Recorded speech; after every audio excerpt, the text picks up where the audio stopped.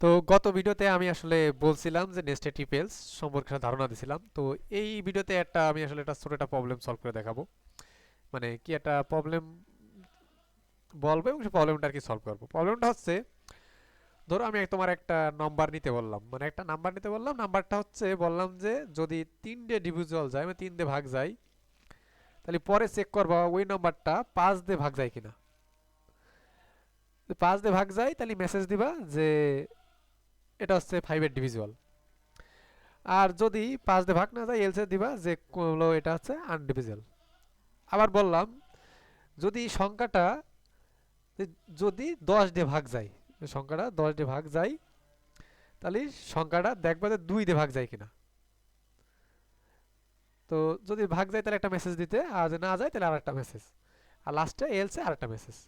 তো আমি একটা সংখ্যা নিছি ইউজারের কাছ থেকে, ইউজারের কাছে সংখ্যাটা নিয়ে আমি চেক করতেছি ইফ কি বললাম যে এ, তাহলে এ ভাগ যাবে কখন, a modulus double is equal to কি, এ মডুলাস বললাম 3, ডাবল ইজ ইকুয়াল টু কি হয় 0,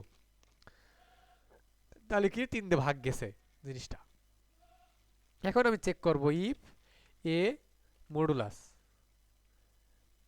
5 দিয়ে যদি ভাগ যায় কিনা। যদি 5 দিয়ে ভাগ যায় তাহলে বলবো যে ইট ইজ কারেক্ট নাম্বার। বলো এটা প্রিন্ট দিয়ে দিলাম যে ইট ইজ কারেক্ট নাম্বার।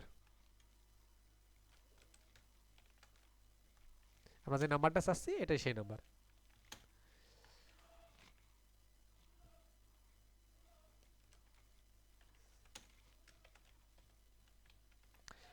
তো এমন একটা মেসেজ আমরা দিয়ে দিয়েছিলাম। এখন হচ্ছে যদি না যায় তাহলে কি, তাহলে এলসে আমরা আরেকটা কন্ডিশন ইউজ করতে পারি। এলসে আমরা বলে দিলাম যে এটা হচ্ছে আমাদের কারেক্ট নাম্বার না।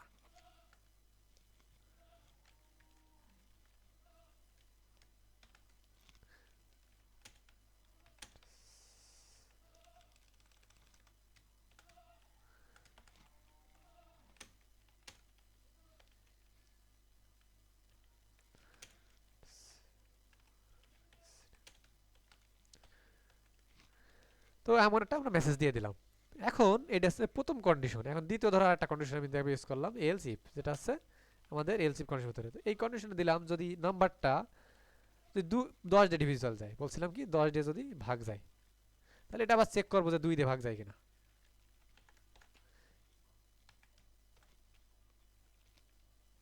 2 দিয়ে ভাগ যায় তাহলে বলতে পারবো যে ধরো এটা একটা সংখ্যা, বা এটা একটা একটা মেসেজ দিয়ে দিলাম, আমি একটা সেম মেসেজ দিয়ে দিলাম যে ইট ইজ কারেক্ট নাম্বার, আর না হয় আনকারেক্ট নাম্বার। এলসে আমরা একটা মেসেজ দিলাম যে এটা হচ্ছে আর একটা কারেন্ট, এটা হচ্ছে কারেক্ট নাম্বার না। তো এখন যদি আমরা এই সেম মেসেজ দিই তাহলে তো উনি বুঝে ফেলবে। তো এটা দিয়ে এখানে ইট ইজ কারেক্ট নাম্বার 3 দিয়ে দিই, এখানে দিই 10, কারণ 10 দিয়ে ডিভিজিবল, আর এখানে দিয়ে এখানে দেওয়া লাগে ইজ নট, তাহলে এখানেও 3 দিয়ে দিই, তাহলে বোঝা যাবে যে জিনিস কোনটা প্রিন্ট হচ্ছে। হ্যাঁ, আর যদি এই দুইটার কোনো কন্ডিশন না করে তাহলে কি চলে আসবে, লাস্টে এলসে চলে আসবে। তাহলে এলসে আমরা একটা অন্য কিছু প্রিন্ট করে দিতে পারি যে আমরা যে সংখ্যাটা আসলে চাচ্ছি সেটা কোনোটাই না, এটা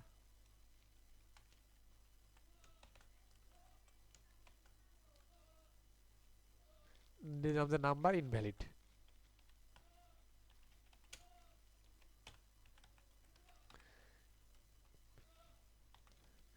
তো এমন একটা মেসেজ আমরা দিয়ে দিলাম। এখন কোডটা আমরা আসলে রান করে দেখি কি হয়। এখন হচ্ছে ধরো আমরা দিলাম 55, তো কি বলছে নাম্বার ইনভ্যালিড। দেখো 55 3-এরও মডুলাস না, 10-এরও মডুলাস না, তাহলে এলসি আসে ইনভ্যালিড প্রিন্ট করতেছে। এখন যদি আমরা দিই 15, তাহলে দেখো কি বলতেছে ইট ইজ কারেক্ট নাম্বার 3, তার মানে আমাদের এটা 3-এরও ডিভিজিয়াল 5-এরও ডিভিজিয়াল, তাহলে এইটা প্রিন্ট করতেছে। এখন ধরো 3-এর ডিভিজিয়াল কিন্তু 5-এর ডিভিজিয়াল না, যদি আমরা দিই এমন একটা সংখ্যা দিই ধরো 27, আমরা কত দিই ধরো 27, 27 দিছি, তাহলে কি বলতেছে it is not correct number 3, তার মানে 3-এর ডিভিজিয়াল কিন্তু 5-এর ডিভিজিয়াল না, এই জন্য এলসি এসে এটা প্রিন্ট করতেছে। এলসি এসে যেটা প্রিন্ট করতেছে 3-এর ডিভিজিয়াল কিন্তু 5-এর ডিভিজিয়াল না, এই জন্য এটা প্রিন্ট করতেছে। এখন যদি আমরা এমন হয় যে 10-এর ডিভিজিয়াল একটা সংখ্যা দিই, ধরো আমরা দিলাম 40, তাহলে কি বলতেছে it is not correct number 10, তার মানে এটা হচ্ছে it is not correct number 10। তো এটা এলসে প্রিন্ট করতেছে, কি দেখছে ও আচ্ছা আমি এখানে কন্ডিশন ইউজ করছি কিন্তু এটা ইজ ইকুয়াল টু 0 দেয় নাই, এই জন্য আমাদের এটা প্রিন্ট, নাহলে এটা প্রিন্ট করার কথা ছিল কি it is correct number 10 print করার কথা ছিল। তো এখন দেখি এটা কি প্রিন্ট করে, এখন যদি আমরা 40 দিই এখন প্রিন্ট করবে কি ইট ইজ কারেক্ট নাম্বার 10 এটা প্রিন্ট করবে। তো আমি যদি এখানে 40 দিই তো দেখো it is correct number 10 print করতেছে। তো 10 দিয়ে যদি কোনো জিনিস ভাগ যায় সেটা অবশ্যই 2 দিয়ে ভাগ যায়, তো এই সব নাম্বারই প্রায় আমাদের এটা প্রিন্ট করবে। তো এই ভিডিও এই পর্যন্তই। তো নেক্সটে আমরা আসলে লুপ সম্পর্কে ধারণা দেব, মানে আসলে ফর লুপ, হোয়াইল লুপ।